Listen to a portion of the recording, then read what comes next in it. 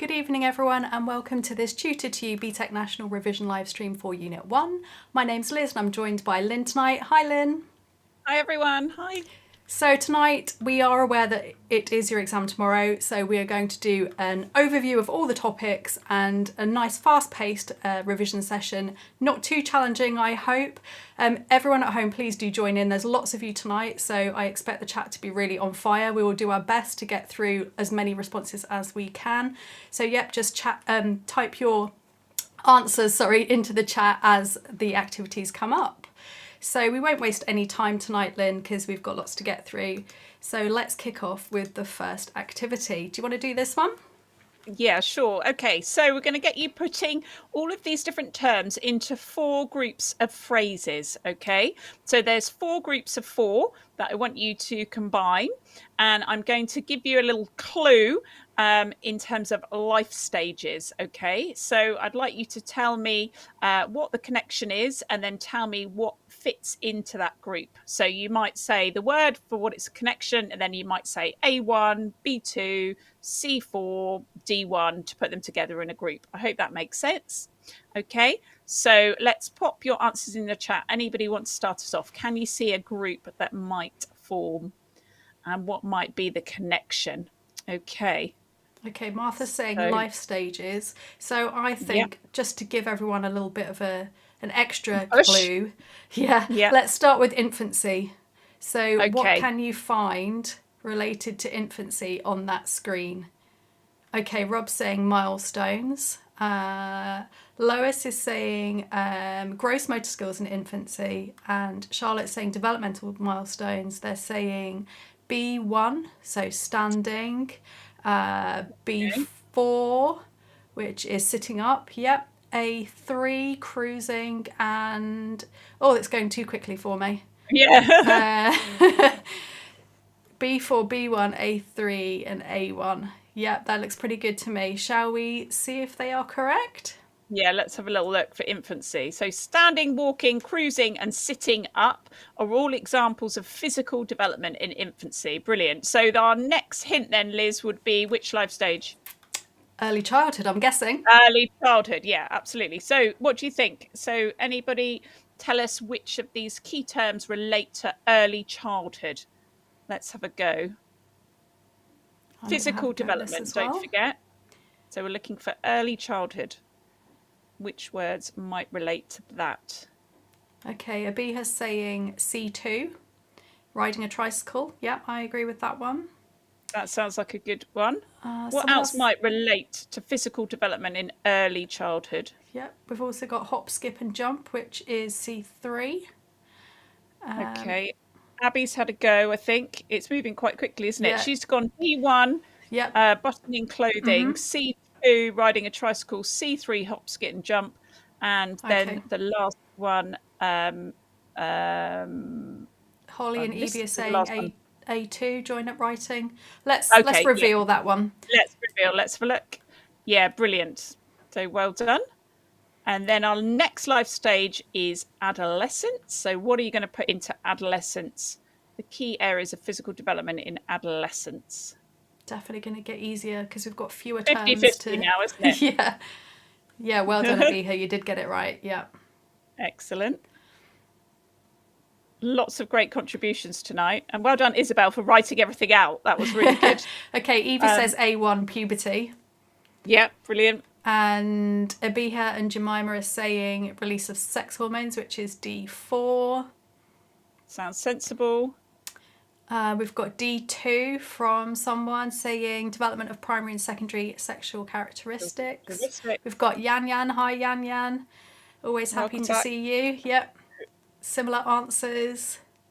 Okay, Adam is saying D4, release of sex hormones, A4, sexual maturity. Should we have a look then, Lynn?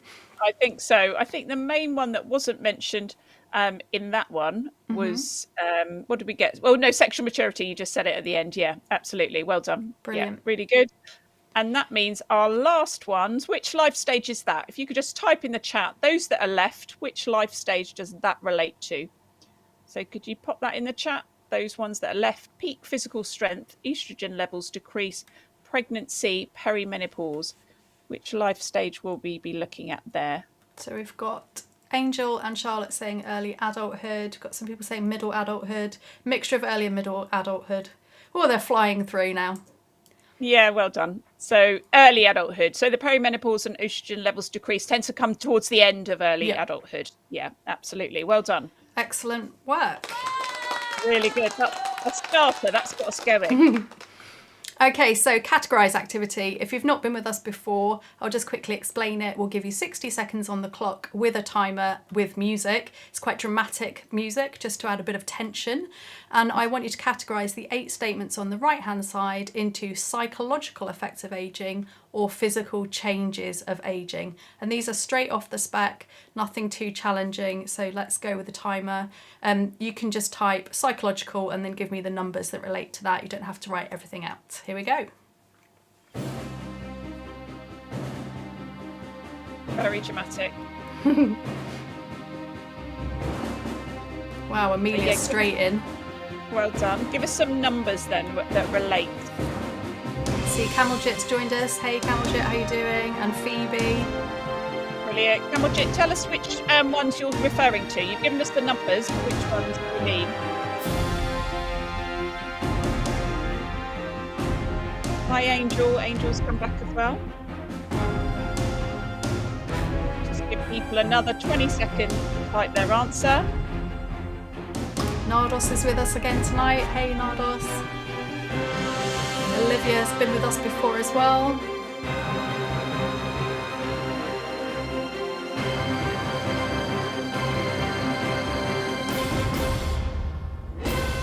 And Tamim as well. Okay, I think we've got no chance, Lynn, of reviewing everyone's answers there. No. So I will reveal them and then we can talk through them briefly. And guys, just self-assess in this case. So yes, psychological effects. So effects on confidence and self-esteem. Role changes, which means obviously in later adulthood, most people are retired. So they go from being maybe having a career, maybe quite a full-on career, to being a retired person. They might become grandparents or great-grandparents. So there's a change in their role. They may lose a partner, so a partner may die. That can also cause in some way a role change because you're going from being a married person to a widow or a widower. On the positive side, there's an increase in leisure time. Then on the other hand, we've got our physical changes of ageing. So osteoarthritis, which is a condition that affects the joints. It's caused by wear and tear on the joints. There's an increased risk of cardiovascular disease as your arteries, veins, your heart muscle, it's all aging, so it's deteriorating. It's not as youthful as it once was. There's a degeneration of nervous tissue, which means that your brain cells unfortunately do start to die. And also you're not as able to absorb nutrients through your digestive system, and that's all down to the biological effects of aging on your organ systems. So I'm sure you all got it right. Give yourself a round of applause. Brilliant. Lots of useful information about aging there. So let's move on then. So we're going to focus on give me 4 physical symptoms of perimenopause. Okay, so the stage that comes before the menopause. Okay, and I want 4 physical symptoms of perimenopause. We're going to give you 30 seconds on the clock. If you can type in the chat. If you don't know 4, that's fine. Just give me 1, 2, 3 physical symptoms of perimenopause. Yeah, pop it all into the chat now. Oh, we've got loads coming already. Really good. Students are always really good at this one. And very quick to type. Abby was like super fast, as was Amelia. I think students are really good at remembering these. Yeah. Often people are thinking into the future what they've got to look forward to. Brilliant. Lots of similar ones coming through. So excellent. So I'm going to go with lots of people talking about hot flushes, mood swings, weight gain, loss of libido, which means you're less interested in having sex, vaginal dryness, difficulty sleeping, mood swings, fatigue, really good. And irregular periods. Well done, whoever wrote that. That's really good. So your periods do become, they don't stop in perimenopause, but they do start to become irregular. Yep. Decrease in fertility. Well done, Evie. And decrease in estrogen levels. Yep. I So just want to give a very shout out to Alice, who gave a really good explanation linking decreased estrogen levels to the hypothalamus and temperature regulation in hot flushes. Amazing. Definitely wow. a round of applause there. Oh, well done. And Lauren's just come forward with brain fog. Yes, that's really good, Lauren. Another Yep. really good one. Okay, so let's reveal. Reveal what we've got. So we've got irregular menstruation or periods, as you've all said, hot flushes, low libido and night sweats. But all the ones that you've also given us are very, very good as well. So excellent. I feel like everyone's pretty confident on the perimenopause. Yep. Sounds like well it. done. Okay, so we're going to go through some multiple choice questions now. So the first one is, which theorist proposed that language acquisition is instinctual? A. Piaget, B. Gessel, C. Chomsky, or D. Holmes? Tell me what you think. Yeah, well done. People are coming straight in with C. Chomsky. Yep, fabulous. Agreed. Well done. Okay, so the next question. Which theorist argued that internal or biological factors are the primary driver of development? A. Bandura, B. Gessel, C. Piaget, or D. Ray? Just give everyone a moment to catch up. I think some people are still answering the previous question. So Bandura, Gessel, Piaget, or Ray? So we've got a bit of a mixed response coming in here, actually. Quite a lot going, though, for Gessel now, actually. Yeah, there seems to be a bit of a consensus there. Yep, excellent. I agree with you all. Excellent. People have been swatting up on their theorists. Yes, definitely. Really important to know them for Unit 1, isn't it? Okay, question 3. Yeah. Which theorist argued that children learn through observation? A. Bowlby, B. Gessel, C. Bandura, or D. Chomsky? So I can see them all coming through on my second screen. Okay. They're all going to pile through in a sec for you, Lynn. There you go. Brilliant. Yeah. So I've been bombarded with Bandura. Yeah. Social learning theory. Yes. Excellent. Well done, everyone. Okay. So question 4. Which theorist argues that development can be split into separate, discrete stages? A. Bowlby, B. Piaget, C. Ray, or D. Ainsworth? Okay, it's an interesting one, this one. Let's see if people can get this one. Phoebe is straight in with Piaget, as is Abby. Let's just see if others are going to agree. Oh, there's loads of them, Lynn. Yeah, Piaget. Yeah, absolutely. Lots of different stages with Piaget. So make sure you're learning those. Brilliant. Okay, excellent. Over to you for this one, Lynn. Okay, so we've got a lineup, and actually off the back of Piaget, we're going to be talking about different stages. So we've got pre-operational, sensory motor, concrete operational, and formal operation. Okay, so which of the lineup is being described? We're going to give you 4 sentences. Once you think you know, pop in the chat, okay, A, B, C, or D. Let's see our first clue then, Liz. Okay, object permanence develops at this stage. Okay, that is quite a key feature of one of these, isn't it? Mm-hmm. So anybody want to have a go at guessing just yet? So far, they're just telling us that these are Piaget's stages or Piaget's theory. Some people are saying A, some B, some C. So it's quite a variety. Go for the next clue. Okay, so learning through actions.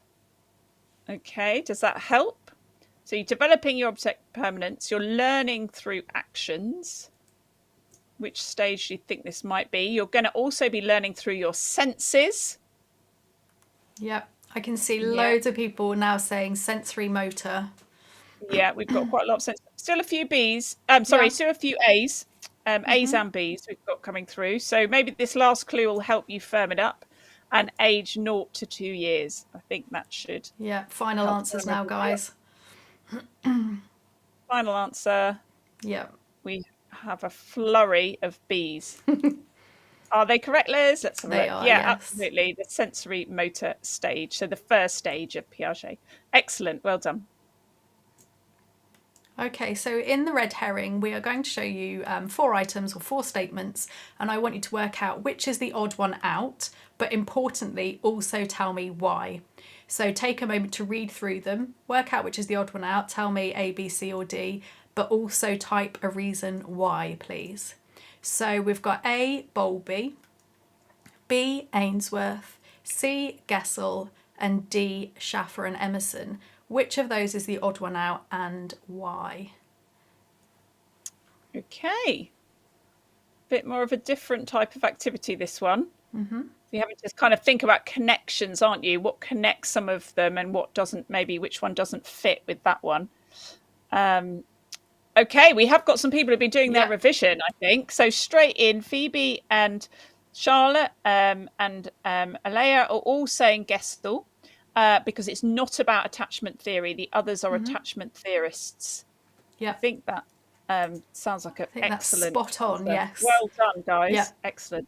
I need a round of applause, I think, for that. I agree. Yeah, very good, very good. Okay, brilliant. So, is this me? I don't know. I'll go dive in. True or false?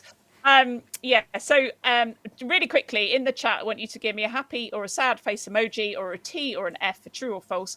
Is this true or false? Bowlby argued that infants are biologically primed to form attachments. Did Bowlby say that? What do you think? Did he argue that?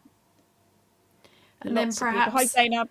Someone could say something about what that means. Like, what does it mean to be biologically primed to form attachments?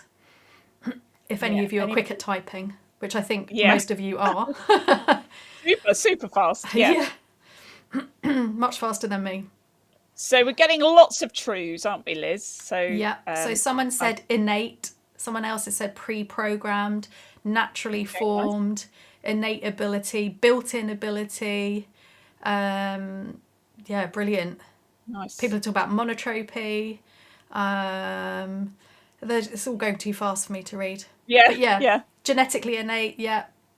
Someone's talking about the word innate. It means when we are born. Someone is saying nature, not nurture. Yep. Yeah, so it's sort of within us, isn't it, to do that? Yeah. Biologically primed. And you're all correct. Well done. Excellent. This ensures their survival because infants depend on others to meet their pies needs. So all of those areas of pies, infants are very dependent on others, aren't they? So that's why Bowlby argued that infants are biologically primed for those attachments. Well done. Yeah. Ensures the survival of the species.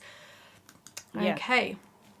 So I now want you to think about nature, nurture, which some of you have mentioned in the chat, and whether the statements on the screen fit into nature or nurture, or if they could be an interaction of both.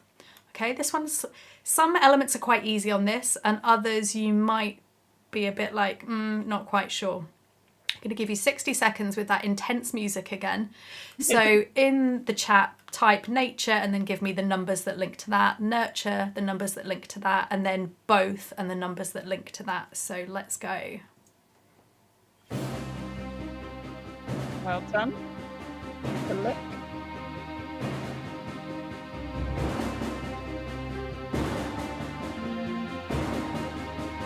Okay, more deep, really quick with an answer. Excellent.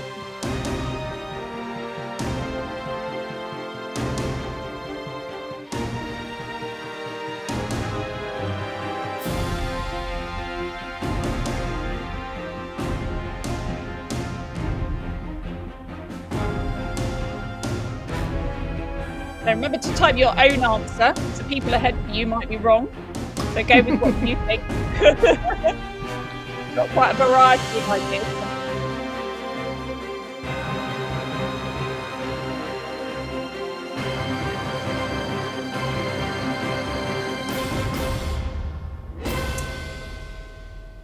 Okay, so just to pick up on a few answers, Erica's saying stress diathesis is both.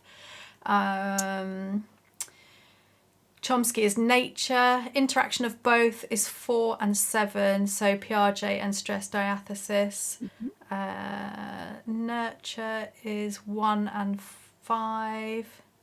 Let's have a look. Let's think see. so, yeah. Let's reveal. And everybody can self-assess, can't they? Yeah. So nature, Gessel's maturation theory is definitely a nature theory. So is Chomsky's language acquisition device, because they both look at biology and genetics to explain development.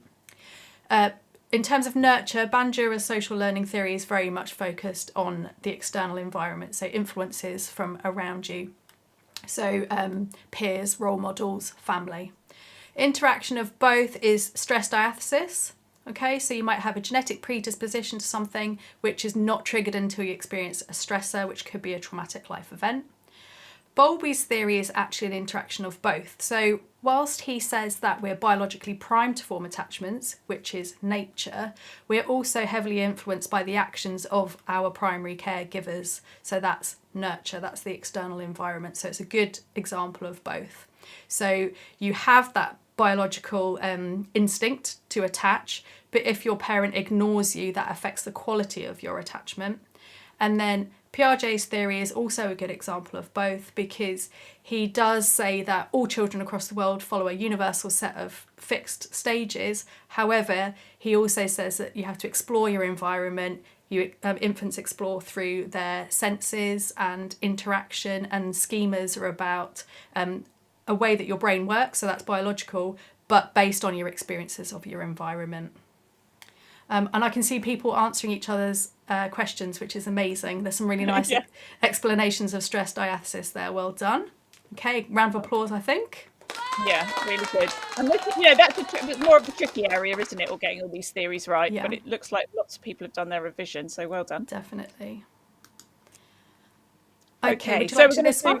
Yeah, sure. We're going to do on the flip side. So we want you to think about when you're giving your answer, especially for the long answers in the exam, you need to be thinking about giving an alternative view. Okay, so thinking about what this would be on the flip side. So we're going to give you a statement. Should we pop it up on the screen?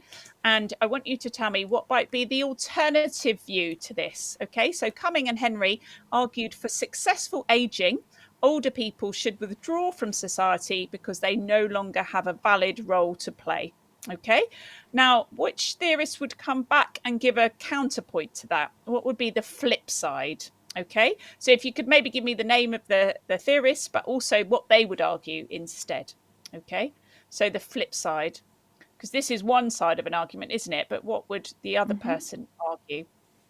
Okay, so sorry, I was just going to say Phoebe's straight in with activity theory and Hurst, but tell me why then. So what would activity theory argue? What would they argue instead? Okay, so lots of people saying Kamal Jeep's saying social disengagement theory, so that's this one, isn't it? So saying that older people should withdraw from the society. We've got loads of answers coming through, brilliant. Lynn. Yeah, people talk about if you're older, you're happiest when you're socialising. You could remain physically active because it has a positive impact on your physical health. Being active in the community maintains self-esteem. Healthy ageing can be achieved through continued social engagement, and because the social and psychological needs of individuals stay the same throughout the life course. Okay. Yeah, loads of really great examples, and they're going so quick I can't read them all out, but well done, you're really good. Really good. Let's have a look. So let's flip it over. Absolutely. Absolutely. Older people should remain socially active, shouldn't they? So they shouldn't have to withdraw from society. Hurst argues that yes, for successful aging, older adults should remain socially active. Well done, because they've got more time to take up hobbies, as Thea said. Absolutely.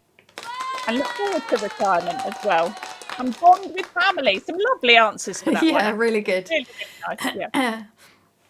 Okay, so in the bubble quiz, we will pose a question to you and then give you 4 answers to choose from. The number of answers that are correct could be none of them, 1, 2, 3, or all 4 of them. Your job is to identify which ones are the correct answers. So the first question, which of these are ways that air pollution can affect development? A, respiratory diseases, B, cardiovascular diseases, C, difficulty concentrating, or D, sleep disturbance. So make sure you really carefully read that question. It's asking about air pollution specifically, and then it just says development. Okay. Yeah, read the question carefully. Type in the chat. So Martha's saying all. Does everybody agree with that, or would you say something different? We've got a variety. We've got some A's and B's coming through, A, B, C's and D's as well. So a bit divided on this question, actually, Liz. Mm-hmm. Interesting. So remember, we're talking about air pollution, so that's like particulates in the air. So what could that affect? Yeah. Not all types of pollution. We're just talking about air pollution. Yeah. Okay, so I'm going to go with Joy saying A and B, and Joy, you are correct. So respiratory diseases and cardiovascular diseases. So the particulates in air pollution can actually enter your body. They can get into your bloodstream.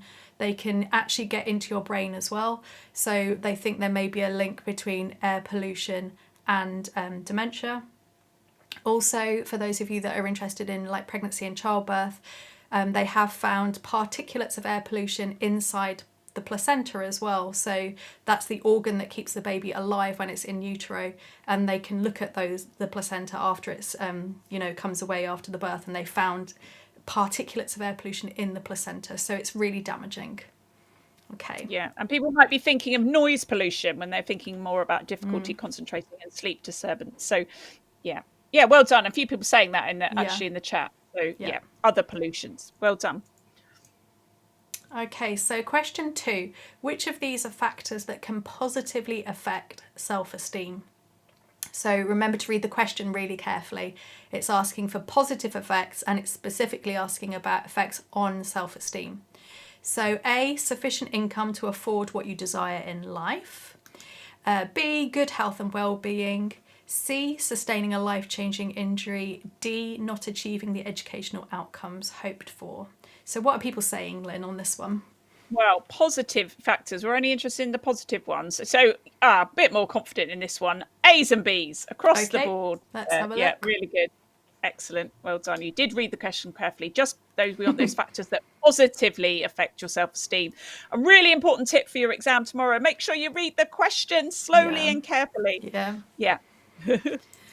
Okay, so question 3. Which of these are benefits of friendships? A, sense of belonging. B, creation of support networks. C, increased self-esteem. D, development of social skills. You guys should be good at this one because hopefully you've all got friends and you all experience the benefits of your friends.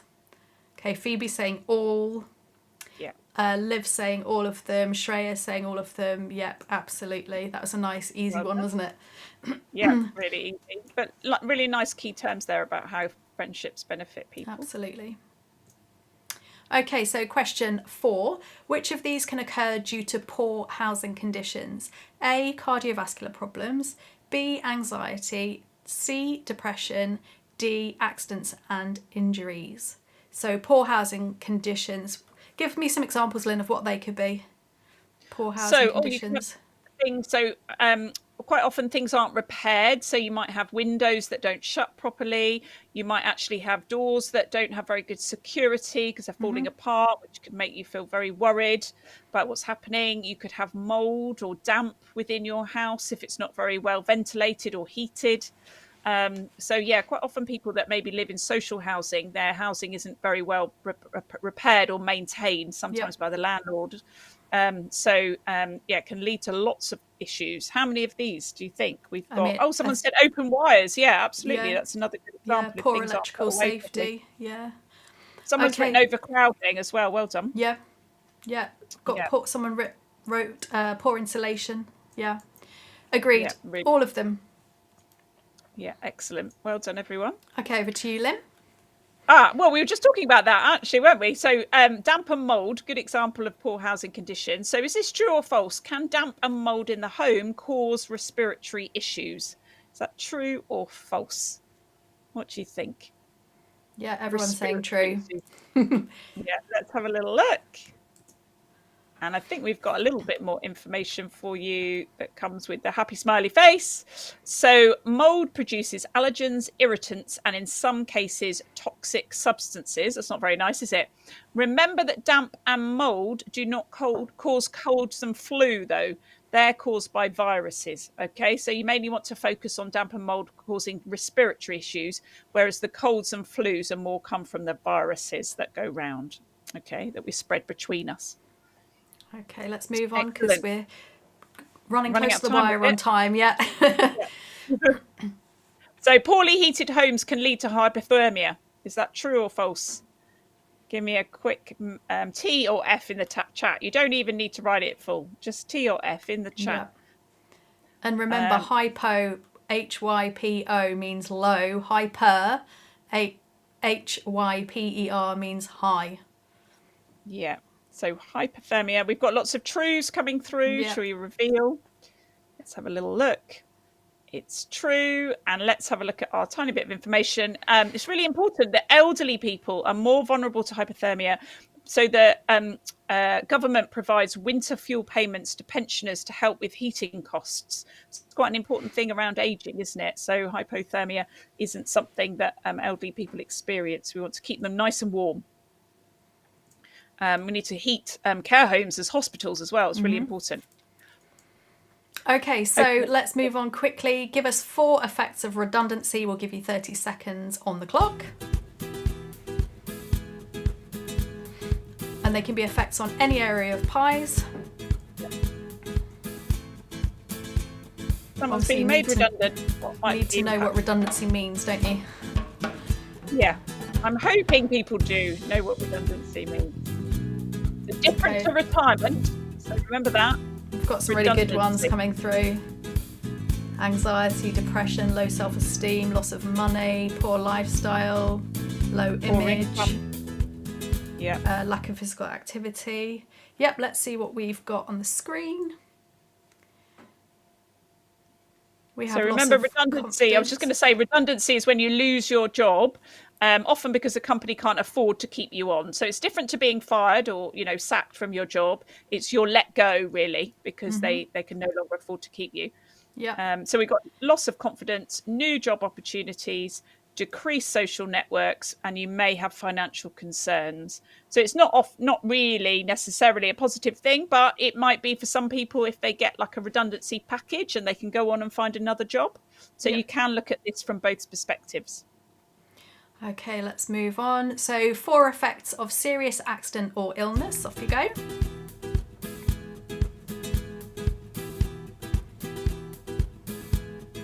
And again, this can be on any size.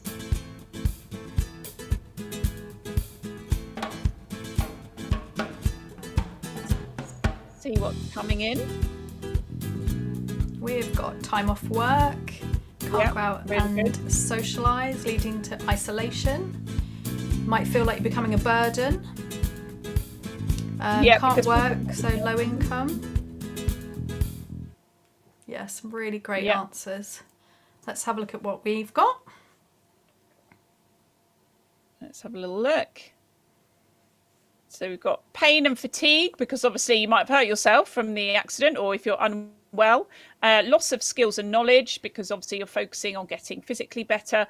Anxiety and fear about what's to come, or what's happened to you. And loss of social connections, because you might be spending more time at home or at appointments and things like that. So, and lack of independence, Emma's said. I like that one. You might lose your independence a little bit as a result of that. Definitely. Yep. Really good. Good. Okay, let's move swiftly on to the big reveal. So we're going to give you 5 clues. We'll reveal them one at a time. I want to know what is behind the question mark. As soon as you think you know, type it in the chat. So the first clue, focused on trauma and stress. Okay. I'm going to go straight for the second clue, Lynn, because otherwise you might go off on a tangent. Individuals self-assess themselves. Okay. So it's about self-assessing and it's related to trauma and stress. So we've got some people saying stress diathesis and then people saying Holmes Ray. Let's go with the next one. Looks at 43 life events. Does that change it for anyone? Loads of Holmes Ray coming through now. Uses life change units. Let's have a little look. And measure stressful life events. Yeah. Remember, that's the Holmes rate. Often gets confused with stress diathesis, but remember Holmes rate is looking at the 43 life events. Yeah. And ranking them in terms of the level of trauma and stress that they could cause. Yeah. Okay, so the next one now should be a walk in the park. So it's an explanation for behaviour or for illness. It considers the interaction between genetic predisposition, so things about your genetic makeup that make it more likely you're going to get something, and vulnerability and stress. It considers both nature and nurture. So the stress is the nurture, the diathesis is the nature. Schizophrenia used as an example. Yep, well done. Everyone's saying stress diathesis. It's an alternative to looking at these things separately. Is stress diathesis model. Yep, well done. Excellent. I think this is our last set of activities now, isn't it, Lynn? Yeah, and just a bit of fun to finish off. So it's a word smash, so it's going to be 2 words that come together to mean something. So you need to work out what is the picture on the left, and then what is the statement describing. Okay, so to derive any quality, features, or characteristics from family. So what does it mean to derive any quality, features, or characteristics from family? And what's the picture clue on the left? I think Evie got it super quick. Boom, straight off the bat. Yeah. I mean, and Ricoeur came up with a good idea, genetic predisposition. And we reveal genetic inheritance. Yeah. So well done, Evie, for being so quick. Very quick. Sometimes you just see them straight away. Yeah. Let's see the next one then, see if you're on a roll. What about this one? This might be a little bit more challenging.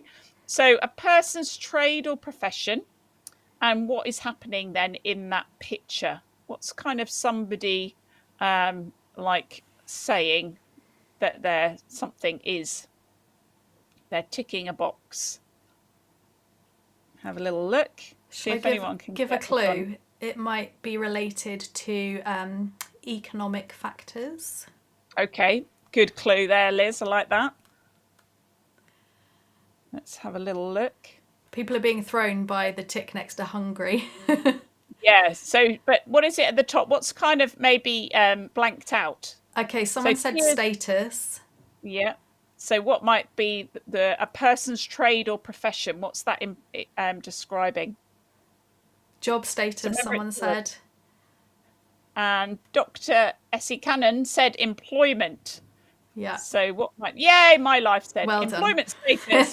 Yeah. Excellent, well done. And that person, current relationship status was that they were hungry. Okay, I think this might be our last one. An informal gathering, especially one organised by the members of a particular club or group. And what are those on the right? The trouble with the ones on the right is it depends where in the country you are, doesn't it? Yes. Because they get called different things in different places. Yeah. So they're not BAPs. If you're from the north, they're not BAPs. Not bombs, not muffins. Yeah. Not buns. They're not, and it's not just generic bread. What else party bread. I like the idea of party bread, but that's not correct, Davina. But I like the idea of party bread. I'm now going to call them party bread going forward. Love it. Not scones. Evie's got it again. And Sophie got it. I think Sophie might have got it before. Brilliant. Well done. And Mina got it. Well done. Social roles. Yes. So roles. Some people call them roles. Excellent. Okay, we did run over time, but I think it was worth it to have a bit of fun at the end there. Definitely. Best of luck with your exam tomorrow, guys. Make sure you get an early night tonight. Make sure you have breakfast in the morning. Make sure you breathe and take your time with your exam paper. If you want to, you can download this PowerPoint from the Tutor to You website, but I would suggest maybe you've done enough revision now and you can just concentrate on chilling out. I think Linda probably agree with me on that one. Yeah. Good luck tomorrow, everybody. Yeah, good luck. Do let us know how you get on and let us know if you found this helpful as well. It's always nice to get good feedback. Take care, guys. Fingers crossed. Bye. Good luck. Thanks, everyone. Bye. Bye.